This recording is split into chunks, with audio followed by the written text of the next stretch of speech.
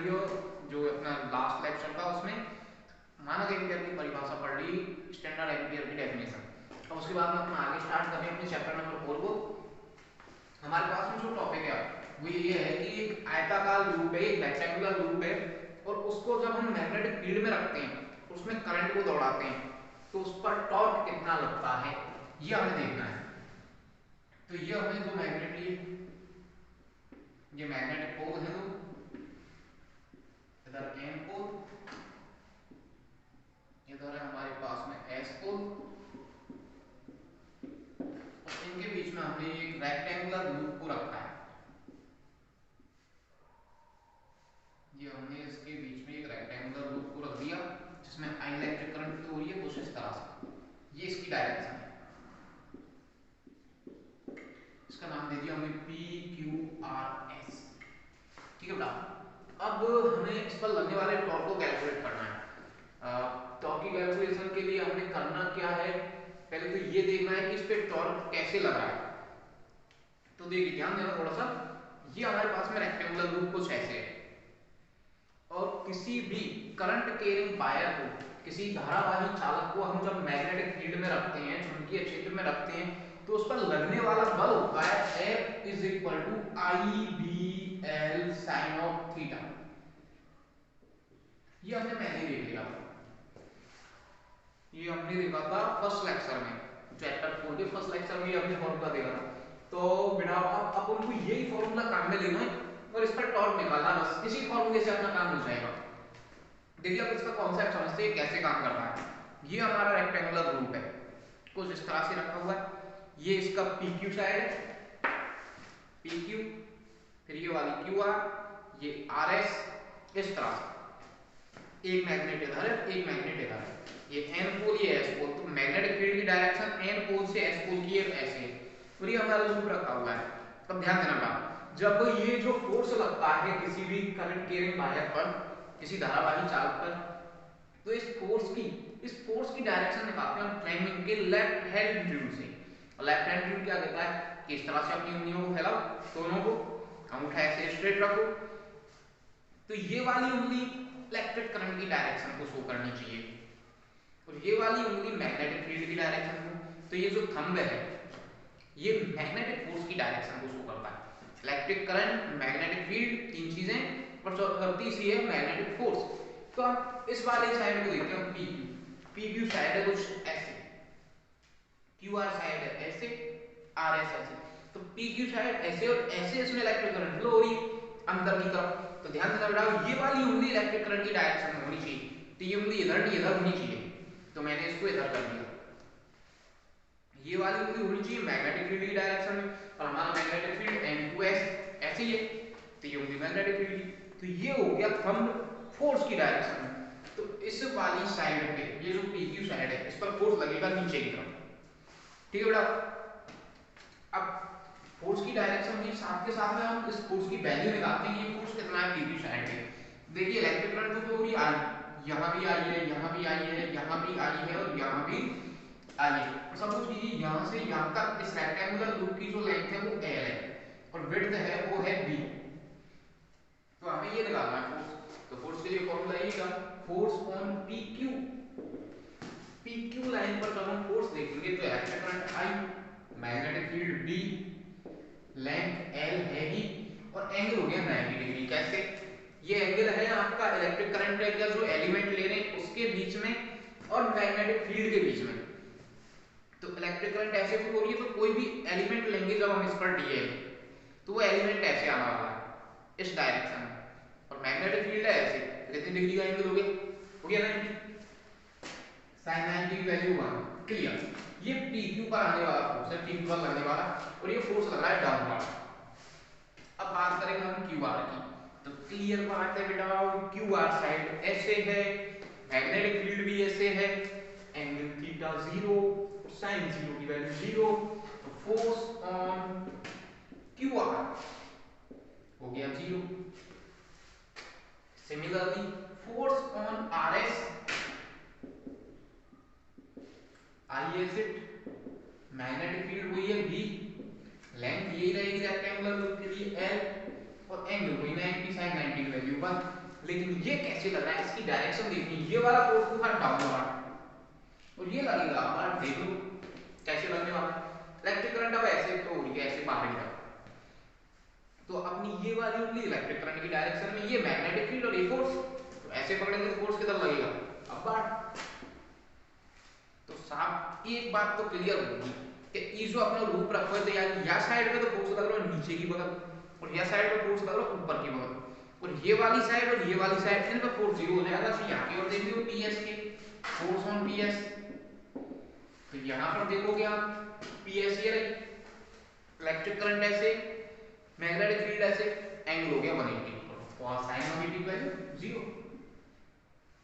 ये क्लियर हुआ। तो कहने की बात ये बेटा कि ये जो हमारे पास में P Q R S loop है, इसकी इन दोनों साइडों पे फोर्स लगेगा और इन दोनों साइडों पे फोर्स 0। इन दोनों साइडों पे जो फोर्स लग रहा है, एक पे लग रहा है डाउनवर्ड और एक पे लग रहा है अपवर्ड, एक पे नीचे की तरफ एक पे ऊपर, तो ये ऐसे घूमेगा, रोटेशन करेगा, रोटेशन करेगा। हम टॉर्क की कैलकुलेशन करेंगे, और टॉर्क की कैलकुलेशन कैसे करते हैं, torque is equal to force into distance between both forces, दोनों जो फोर्स लग रहे हैं हमारे, इनके बीच की दूरी, या फिर जिसे हम कहते हैं आघूर्ण भुजा।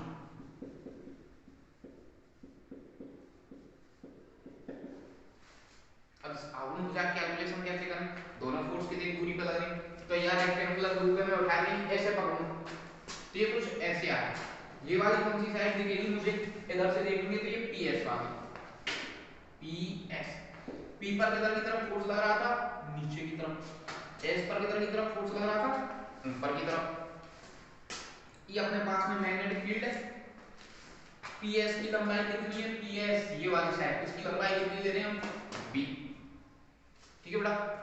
और ये जो फोर्स एंगल बना रहा है, ये थीटा बना रहा है, तो दोनों फोर्सेस के बीच की ये जो डिस्टेंस है सीधी, ये कितनी होगी, तो थीटा के सामने होता है परपेंडिकुलर लंब, तो लंब की कैलकुलेशन करते हैं हम कर्ण इनटू साइन थीटा, तो ये हो गया कर्ण को b इनटू साइन, और ये एंगल अपन थीटा ले रहे हैं, तो b sin थीटा, तो आघूर्ण भुजा की लंबाई हो गई b sin थीटा, उठा के वैल्यू पुट करूं तो torque is equal to f की वैल्यू जो है ib है, आघूर्ण भुजा की लंबाई आ गई b sin theta,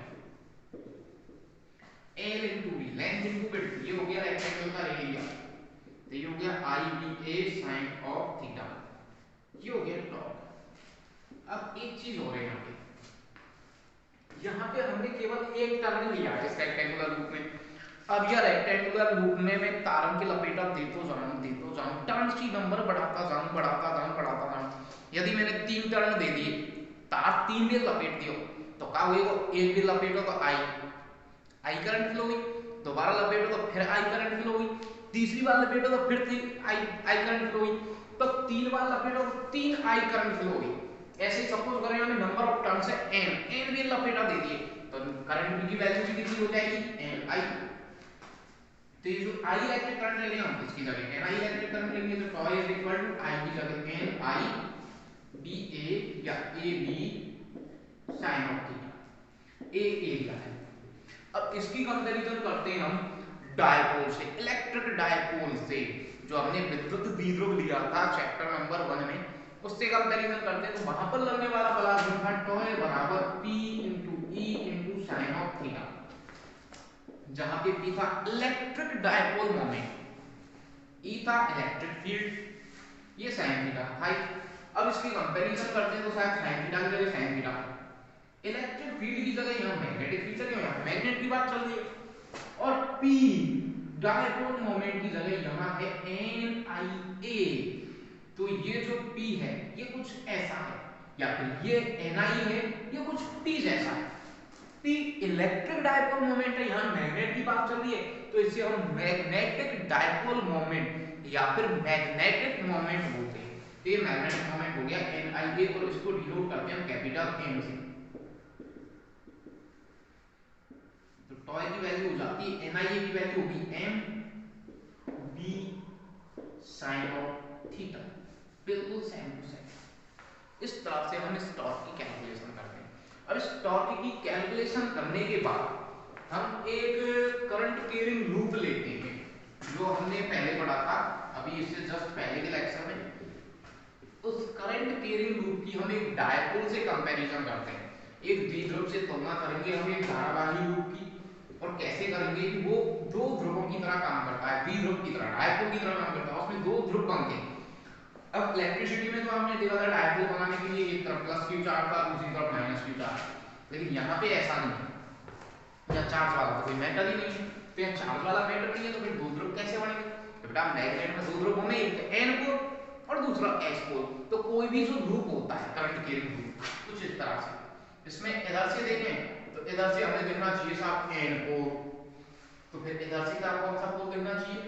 S pole, या फिर इधर से एस पोल दिख रहा है तो इधर से एन पोल, मतलब एक ही लूप में दोनों पोल बन जाते हैं, एक तरफ एन पोल दूसरी तरफ एस पोल।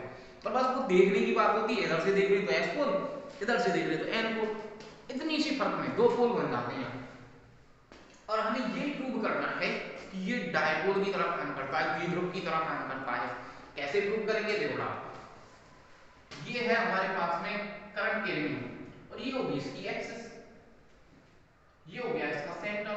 एक्सिस की जो डिस्टेंस थी उससे लिख रहे हम लेग्स से, इसकी रेडियस को लिख रहे थे हम आर से, और इसकी एक्सिस पे जो मैग्नेटिक फील्ड आ रहा था बी ऑन एक्सिस, उसका हमने फॉर्मूला पढ़ा था mu not into I into R square upon 2 x square plus R square की होल पावर 3/2। ये हमने इसकी एक्सिस पे मैग्नेटिक फील्ड का फॉर्मूला पढ़ा। अब साहब ये तो इसकी एक्सिस पे मैग्नेटिक फील्ड हो गया, हमें करना क्या? हमें इसको डायपोल से कंपेयर करना है, जो हमने विद्युत में द्विध्रुव पढ़ा था, विद्युत द्विध्रुव, उससे कंपेयर करना है। तो उसमें भी यहाँ तो है मैग्नेटिक फील्ड, वहां पे देना है हमें इलेक्ट्रिक फील्ड, कौन सी जगह पर? एक्सिस पर। और हमें पता है कि डायपोल की एक्सिस पे जो इलेक्ट्रिक फील्ड आता था वो आता था साहब 2kp/r³, ये आता था कि वहां पे कांस्टेंट था, इस कांस्टेंट की वैल्यू होती थी 1/4πε0। p वहां पे था इलेक्ट्रिक डायपोल मोमेंट, और ये r क्या था? ये r था पॉइंट की, जिस पॉइंट पर हम इलेक्ट्रिक फील्ड देख रहे हैं उस पॉइंट की डायपोल के मिड पॉइंट से डिस्टेंस, मध्य बिंदु, जो द्विध्रुव था उसके मध्य बिंदु से दूरी थी बिंदु p की, स्मॉल r। ऐसे ही कुछ यहाँ पे है, यहाँ पे r की जगह दूरी किससे ले रहे हैं हम? एक्सिस से, एक्सिस पर, ठीक है साहब। p की जगह अभी हमने मोमेंट पढ़ा था मैग्नेटिक मोमेंट, p की जगह पे आना चाहिए m, और जो मैग्नेट में कांस्टेंट होता है k, इलेक्ट्रिक फील्ड में जो कांस्टेंट होता है k, उसकी जगह मैग्नेट में कांस्टेंट होता है म्यू नॉट अपॉन 4π।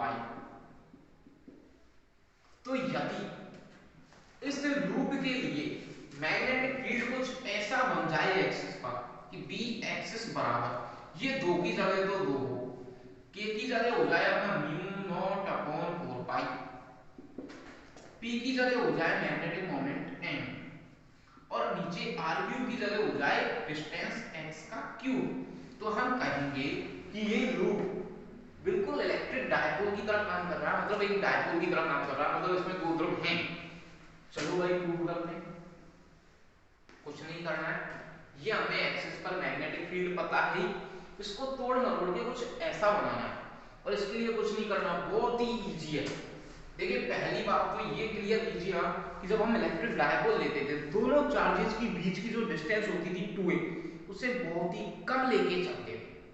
ऐसे ही यहाँ पर ये जो लूप लिया है, इसकी रेडियस को बहुत ही कम लेके चलेंगे then x, then distance x के बजाय हम r को बहुत कम लेंगे, तो r को हमने बहुत कम कर दिया, r so less x, r x से बहुत ही छोटी है।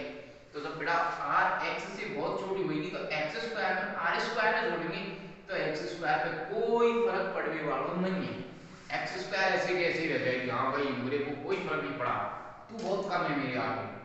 तो b at x is equal to mu not I R square x upon 2 as it, और एक्स स्क्वायर को कोई फर्क पड़ा नहीं, आर स्क्वायर हो गया इसके आगे छोटा, 2 से पावर 2 कैंसिल, x की पावर रह गई 3। ओके सर, एक टर्म तो दिखी एक्स क्यूब, हाँ हो गया ये काम तो भाई। अब क्या देखना है?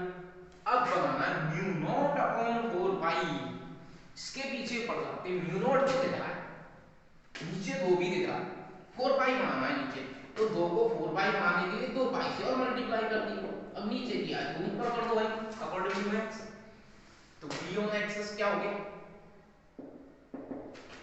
म्यू नॉट अपॉन नीचे 2 पूजा 4 पाई इनटू ऊपर रह गया 2 पाई आई आर स्क्वायर, और नीचे ये वाला एक्स क्यूब था ये हमारे पास। ओके हो गया, म्यू नॉट अपॉन 4 पाई भी हो गया, एक्स क्यूब भी हो गया, ये दो चीजें सॉल्व हो गई। अच्छा 2 भी होगी, हो गया। अब चाहिए m, और m इस पूरे की जगह आना चाहिए। अब सपोज कीजिए ये जो हमने रूट लिया है यदि इसमें n टर्न होते तो I की जगह इलेक्ट्रिक करंट हो जाती ni, या तो एक टर्न की बात चल रही है, यदि n टर्न होते तो I की जगह इलेक्ट्रिक करंट ni, तब भी एक्सिस क्या होता, तब भी एक्सिस हो जाता अपना म्यू नॉट अपॉन 4 पाई ये वाला तो आगे इनटू, पहले I की वैल्यू पुट कर देता हूं मैं, ni रह गया पाई और आर स्क्वायर, नीचे क्या रहा ये वाला एक्स क्यूब। अब कुछ दिख रहा है, दिख रहा है ना, पाई आर स्क्वायर मतलब इस सर्कल का एरिया, वृत्त का क्षेत्रफल, तो पाई आर स्क्वायर की वैल्यू होगी a, और एन आई ए क्या होता है, अभी हमने देखा था magnetic moment m is equal to N I a, हो गया भाई एक्सिस पर मैग्नेटिक फील्ड आ गया अपना 2 into म्यू नॉट अपॉन 4 पाई एन आई ए की वैल्यू होगी capital M upon x cube, बन गया है बस गया। तो कह सकते हैं डायपोल की तरह काम कर रहा है, बिल्कुल कर रहा है। तो डायपोल की तरह काम कर रहा है तो एक्सिस पे इतना है, इक्विटोरियल पे कितना होगा निरक्ष पे, तो निरक्ष पे बिल्कुल सही होता था E निरक्ष equatorial is equal to KP upon RE, तो B कितना हो जाएगा इक्विटोरियल KP जगह mu naught upon 4 pi, P की जगह M और R की जगह x क्यूब हो गया ये रहा। अब हम एक इलेक्ट्रॉन के लिए मैग्नेटिक मोमेंट की कैलकुलेशन करेंगे, चलो करते हैं।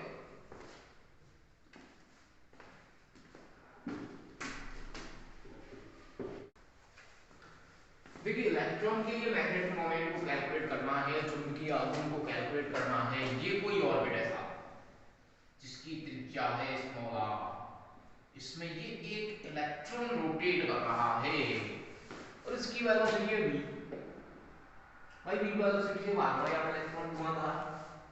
हम हमको मैग्नेटिक मोमेंट की कैलकुलेशन करनी है, क्या किया जाए, सबसे पहले फॉर्मूला देखा जाए मैग्नेटिक मोमेंट का, कि मैग्नेटिक मोमेंट का फॉर्मूला होता है ni, ये वाली वैल्यू निकालनी है। अब पहली चीज तो n की वैल्यू, दूसरी चीज I की वैल्यू, तीसरी चीज a की वैल्यू, ये तीनों आ गई, मैग्नेटिक मोमेंट आ गया। पहले देखो n की value, number of turn number of turn क्या मतलब धारा कितनी बार बहनी है, एक बार, दो बार, 20 बार, 50 बार, देखते हैं साहब। सपोज कीजिए इलेक्ट्रॉन ने ये की चक्कर लगाया, नंबर ऑफ टर्न क्या होगी, चक्कर लगाया एक तो धारा भी एक बार आई। ओके साहब क्लियर। I की value I is equal to flow of charge in per second, प्रति सेकंड प्रवाहित होने वाला आवेश Q बटे T, कितना आवेश प्रवाहित हो रहा है बोले साहब एक इलेक्ट्रॉन। ओके कितनी देर में प्रवाहित हुआ बोले साहब ये चक्कर फ्लो करने में आपको टाइम लगे कैपिटल T, जो आप टाइम पीरियड है आपका, तो कितने टाइम में फ्लो हुआ कैपिटल T टाइम। बोले ओके साहब अभी कैपिटल T कहां से लाए, कैपिटल T की वैल्यू कहां है हमारे पास में, बोले निकाल लेंगे कैसे, बोले time is equal to total distance upon velocity, तय की गई दूरी बटे 4, दूरी बटे 4 समय, तो दूरी कितनी तय की इसमें, इलेक्ट्रॉन ध्यान दे तो चलो और यहां से चला यहां गया, तो इसके लिए दूरी कितनी होगा, ये दूरी पर दी सरकमफेरेंस होगी साहब 2 पाई, रेडियस हमें पता है अपॉन वेलोसिटी भी हमें पता है इलेक्ट्रॉन की, वेलोसिटी ऊपर जाके multiply e into v upon 2 पाई r, हो गया I, हो गया साहब। एरिया बोले तो पूरी सर्कल का बनवाया, सर्कल का area pi are square, radius हमें पता है, बोले हो गया काम, हो गया तो निकाल लो m is equal to n की वैल्यू आई की वैल्यू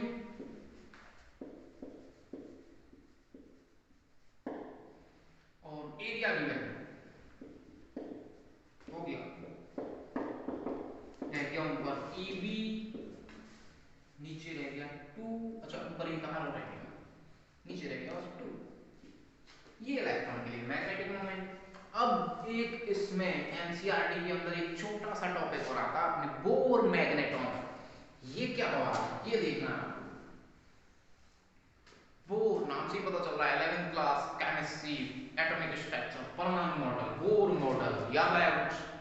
बोर ने छोटे परमाणुओं के लिए अपना मॉडल दिया था हाइड्रोजन सेकेरस परमाणुओं के लिए। तो वही है बिल्कुल उसके 3 पोस्टुलेट 3 अभिग्रही वही बोल है, उसी ने अपना ही मैग्नेटॉन बताया था। उसने क्या कहा था, बोले साहब कोई भी एटम लो, और उसने तो एटम तो सीधी सी बात हाइड्रोजन जैसा लिया था छोटा, कोई भी एटम लो आप, कोई भी एटम से उसका मतलब हाइड्रोजन था। उसकी पहली कक्षा में फर्स्ट ऑर्बिट में इलेक्ट्रॉन का मैग्नेटिक जो मोमेंट है वो बोर मैग्नेट है। तो हम क्या करेंगे साहब, पहली ऑर्बिट में इलेक्ट्रॉन का मोमेंट निकालो, मैग्नेटिक मोमेंट निकालो। कैसे निकालें, लेकिन उसके लिए बोर साहब के पास जरूर चलना पड़ेगा। बोर साहब के पास जाते हैं तो वो क्या कहता है अपने सेकंड पोस्टुलेट में, वो कहता है कि इलेक्ट्रॉन केवल और केवल उन्हीं ऑर्बिट्स में रोटेट होता है जिनमें उसका एंगुलर मोमेंटम, जिनमें उसका कोणीय संवेग nh/2 का पूर्ण गुणज हो।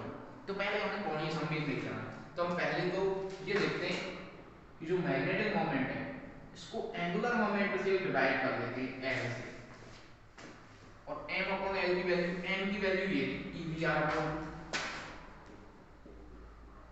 और मैकेनिक्स क्या कहती है एंगुलर मोमेंटम की वैल्यू के बारे में कि एंगुलर मोमेंटम होगा सब mdr, कुछ कट रहा है dr से dr, ये रह गया E/2m।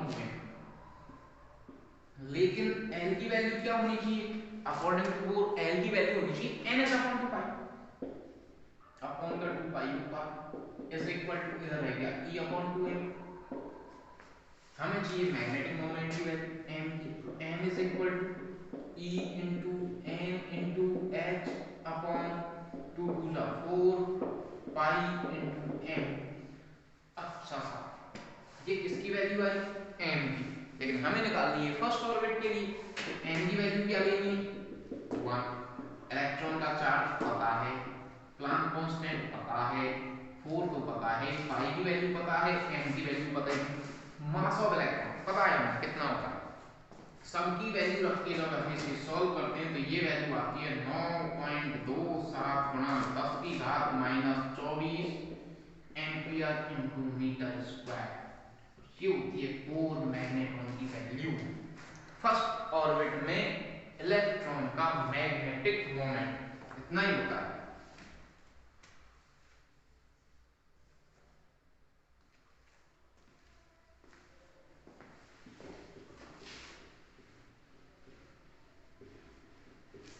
अब हम बात करेंगे मूविंग कॉइल गैल्वेनोमीटर, चल कुंडली धारामापी, जो इस चैप्टर का लास्ट टॉपिक है, और इसी के साथ ये चैप्टर खत्म हो जाता है। थोड़ा लेंथी जरूर है लेकिन इतना भी लेंथी नहीं है, हम आराम से इसको 1.5 से 2 घंटे में क्लियर कर सकते हैं बैठ के। तो देखते हैं मूविंग कॉइल गैल्वेनोमीटर। सबसे पहले इसमें होती है 2 नाल चुंबक, कुछ इस तरह से।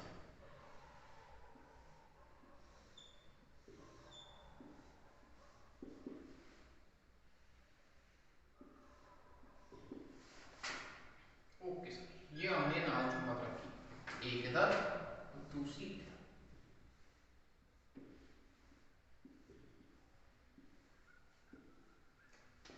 इनके बीच में हमने एक रेक्टेंगुलर कॉइल रखी,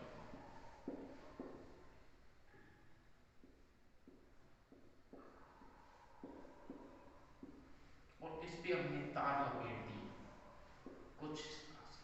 इस रेक्टेंगुलर कॉइल के बीच में हमने एक सॉफ्ट आयरन का नर्म लोहे का बेलनाकार प्रोब रखा। अब ये कॉइल ऐसे तो रुकने वाली है नहीं, तो इसको स्प्रिंग लगा के हमने टांग दिया, और इन वायर्स में, इस वायर में कहीं से धारा प्रवाहित करा दी आई। ठीक है बेटा।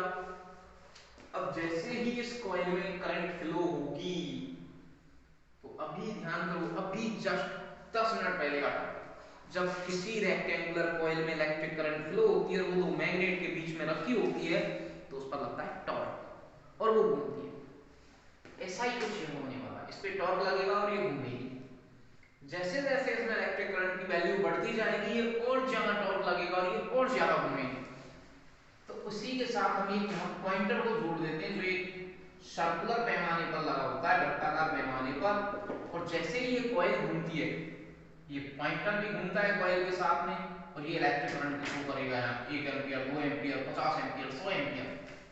जितना ज्यादा करंट फ्लो होगा ये उतना ज्यादा घूमेगा और पॉइंटर भी उतना ही ज्यादा खिसकेगा। ये बन गया गैल्वेनोमीटर, धारा मापी करो धारा मापन। ठीक है बेटा, लेकिन यहाँ पे कुछ चीजें हैं जो आपको चाहिए। ये मैग्नेट का एन पोल है, ये एस पोल है, इसको जब हम ऊपर से देखते हैं ऊपर जाके तो ये कुछ ऐसा दिखता है, एन पोल एस पोल। ये अपना सिलेंडर और ये स्पून पर रेक्टेंगुलर कॉइल, और यहां से जो मैग्नेटिक फील्ड बनेगा नॉर्थ टू साउथ वो कुछ ऐसे होगा, रेडियल, इसको बोलते हैं त्रिज्यीय चुंबकीय क्षेत्र, रेडियल मैग्नेटिक फील्ड। और इसका फायदा क्या है? इसका फायदा ये है कि ये इसके साथ में, ये जो हमारे पास में सिलेंडर रखा है इसकी सरफेस के साथ में ऑलवेज 90 डिग्री का एंगल बनाएगा। तो जब हम इस पे टॉर्क की कैलकुलेशन करेंगे, torque is equal to N I A B sine of theta, तो थीटा की वैल्यू हो जाती है 90 डिग्री और टॉ इज इक्वल टू आता है एन आई ए बी। तो इस पर ये वाला टॉर्क लगने वाला है जहां पे n इसमें नंबर ऑफ टर्न, I इसमें फ्लो होने वाली करंट, A इस कॉइल का एरिया और B इन दोनों मैग्नेट की वजह से पैदा होने वाला मैग्नेटिक फील्ड। अब इस टॉर्क की वजह से ये साथ रोटेट करेगी। अब ये रोटेट करेगी तो इस स्प्रिंग में भी ऐंठन आएगा। इस स्प्रिंग में ऐंठन आता है तो ये स्प्रिंग इसको वापस अपनी इनिशियल पोजीशन में लाएगी। ये तो कॉइल घूमी इलेक्ट्रिक फील्ड या टॉर्क की वजह से, और ये स्प्रिंग क्या करेगी? इसको वापस लाएगी। तो स्प्रिंग इस पर एक रिस्टोरिंग टॉर्क लगाती है, प्रत्यानयन बलाघूर्ण लगाती है। और उसकी कैलकुलेशन कैसे करते हैं? तो प्रत्यानयन बलाघूर्ण स्प्रिंग पर डिपेंड करता है कि स्प्रिंग कितनी मजबूत है। जितनी मजबूत स्प्रिंग होगी वो उतना ही ज्यादा प्रत्यानयन बलाघूर्ण लगाएगी। ये इस पर डिपेंड करता है स्प्रिंग पर, और प्रत्येक स्प्रिंग के लिए इसका मान फिक्स होता है और वो जो टर्म होती है उसे कहते हैं हम एकांक ऐंठन कोण पर लगने वाला प्रत्यानयन बलाघूर्ण। 1 डिग्री के कोण पर कितना प्रत्यानयन बलाघूर्ण लगेगा वो हर एक स्प्रिंग के लिए फिक्स होता है अलग अलग, और उसको लिखते हैं हम AC। It is the restoring torque on one या फिर ऑन यूनिट एंगल या यूनिट ट्विस्ट एंगल। जितने एंगल पे ये ट्विस्ट होगी, जितने एंगल पे ये ऐंठन करेगी उसके हिसाब से के लगेगा। सपोज कीजिए कि ये ट्विस्ट हो जाती है साथ हाई एंगल का, तो रिस्टोरिंग टॉर्क कितना लगेगा? तो ये है पर यूनिट के लिए रिस्टोरिंग टॉर्क, और ट्विस्ट हुआ ये हाई एंगल का, तो टोटल रिस्टोरिंग टॉर्क हो गया k * 5। और ये जो रिस्टोरिंग टॉर्क है k * 5 ये इस पर अप्लाइड टॉर्क के बराबर होगा। जितना टॉर्क करंट की वजह से इस पर लगा है उतना ही ये स्प्रिंग इस पर लगाएगी वापस के लिए। यहां से हम I की वैल्यू देखते हैं, I = n AB इधर डिवाइडेशन a * phi / n * a * b। ये सभी टर्म कांस्टेंट हैं। k की वैल्यू फिक्स है, नंबर ऑफ टर्न फिक्स है। एक बार हमने कॉइल में 100 लपेटे मार के रख दी, लपेटे सो ही रहेंगे। एरिया भी फिक्स है कॉइल का, रख दी हमने, तो बार बार चेंज थोड़ी करने बैठे। बी मैग्नेटिक फील्ड ये दोनों मैग्नेट हमने रख दिए, हम चेंज नहीं करेंगे, तो ये कांस्टेंट है। तो I डिपेंड करता है किस पे? ट्विस्ट एंगल पे। जितना ज्यादा एंगल पे ये ट्विस्ट होगी उतनी ही ज्यादा इलेक्ट्रिक करंट फ्लो होगी, या फिर जितनी ज्यादा इलेक्ट्रिक करंट फ्लो होगी उतना ही ज्यादा ये ट्विस्ट होगी। Is that clear? अब इस गैल्वेनोमीटर हम काम में कैसे लेते हैं? हमारी लेबोरेटरी के अंदर 2 इंस्ट्रूमेंट होते हैं, एक होता है एमीटर और एक होता है वोल्टमीटर। एमीटर क्या काम करता है? धारा का मापन करता है, और वोल्टमीटर वोल्टेज को नापता है, विभव को, पोटेंशियल को। तो यदि हमारे पास में एमीटर ना हो, वोल्टमीटर ना हो और केवल गैल्वेनोमीटर धारा मापी हो, हम इससे दोनों काम चला सकते हैं, एमीटर का भी और वोल्टमीटर का भी। एमीटर का कैसे चलाते हैं देखिए। पहले तो एमीटर को समझिए कि एमीटर काम क्या करता है, कैसे करता है। एमीटर काम करता है धारा को नापने का, और इसलिए इसको हम सीरीज ऑर्डर में लगाते हैं एमीटर को कि पूरी की पूरी धारा इससे होकर के निकलेगी और ये बताएगा हमें फिर कि इसमें से कितनी धारा निकल रही है। ठीक है बेटा, इसी तरह से हमें इस एमीटर की जगह गैल्वेनोमीटर को काम में लेना है। तो अब पूरी पूरी धारा इस गैल्वेनोमीटर से निकलनी चाहिए, लेकिन कभी कभी होता क्या है कि गैल्वेनोमीटर का रेजिस्टेंस ज्यादा हो जाता है और जब गैल्वेनोमीटर का रेजिस्टेंस ज्यादा हो गया तो इलेक्ट्रिक करंट पास होने में दिक्कत आएगी और ये गैल्वेनोमीटर इसको सही से मेजर नहीं कर पाएगा। तो कहने की बात ये हुई कि यदि हमें अच्छे से अच्छा एमीटर यूज करना है तो उसका रेजिस्टेंस बिल्कुल नहीं होना चाहिए। एक आइडियल एमीटर, एक आदर्श एमीटर का प्रतिरोध शून्य होता है, लेकिन ऐसा पॉसिबल है नहीं, इसलिए हम कम से कम लेके चलते हैं। तो अब हम जब गैल्वेनोमीटर को एमीटर की जगह यूज कर रहे हैं तो इसका रेजिस्टेंस कम से कम होना चाहिए। तो उसके लिए हम क्या करते हैं, अब यहाँ को गैल्वेनोमीटर का रेजिस्टेंस है सपोज कीजिए Rg। अब इसे तो हम कम कर नहीं सकते भाई, गैल्वेनोमीटर बनाने के लिए तार लपेटना पड़ेगा, तो तार का कुछ ना कुछ रेजिस्टेंस होगा कॉइल बनाने के लिए, कॉइल का जब कुछ रेजिस्टेंस होगा तो इसे हम कम नहीं कर सकते। लेकिन हम एक काम कर सकते हैं कि यहाँ से बाईपास बना सकते हैं जिससे कि इलेक्ट्रिक करंट इधर से उधर के आसानी से फ्लो हो जाए और यहाँ जो रेजिस्टेंस यूज लेते हैं इस रेजिस्टेंस को बहुत ही कम वैल्यू का लेते हैं, इसे होते हैं शंट, SHUNT। शंट क्या है, एक बहुत ऐसा रेजिस्टेंस है, ऐसा रेजिस्टर है जिसका रेजिस्टेंस बहुत ही कम है, ये हमने यूज किया। अब ये पहला ऑर्डर में यूज किया तो ये पूरे इस गैल्वेनोमीटर के टोटल रेजिस्टेंस को बहुत ही कम कर देने वाला है और ये होना चाहिए कि रेजिस्टेंस कम से कम हो, इलेक्ट्रिक करंट आसानी से फ्लो हो और उसका मेजरमेंट आसान हो। तो यहाँ पे देखिए टोटल रेजिस्टेंस, सॉरी पहला ऑर्डर हो गया 1/RT is equal to 1/R1 plus 1/RT। 1/RT is equal to 1/R1 की वैल्यू होगी Rg प्लस 1/RT की वैल्यू होगी shunt x। 1/RT is equal to LCM लेते हैं Rg into s ऊपर s प्लस Rg। हेंस जो s है वो बहुत बहुत बहुत कम दिया है हमने Rg से, तो जब Rg में s को कनेक्ट करेंगे या जोड़ेंगे s पे इस पे Rg पे कोई फर्क पड़ने वाला नहीं है, इसकी तुलना में s बिल्कुल 0 हो जाएगा, Rg अपॉन नीचे रह जाएगा Rg into s, Rg से Rg कैंसिल और इन्वर्स करेंगे तो Rp is equal to s। तो टोटल जो रेजिस्टेंस है वो केवल शंट के बराबर रह जाता और शंट पहले ही बहुत ही मिनिमम दिया हमने, तो पूरे एमीटर का रेजिस्टेंस भी कम हो गया। इसके बाद में हम इसी गैल्वेनोमीटर को वोल्टमीटर की तरह काम लेते हैं। वोल्टमीटर की तरह काम कैसे लेंगे, वोल्टमीटर को देखिए पहले, वोल्टमीटर क्या काम करता है, वोल्टमीटर किन्हीं दो पॉइंट्स के बीच के वोल्टेज को नापता है, इसलिए हम इसको ऑलवेज पैरेलल ऑर्डर में लगाते हैं।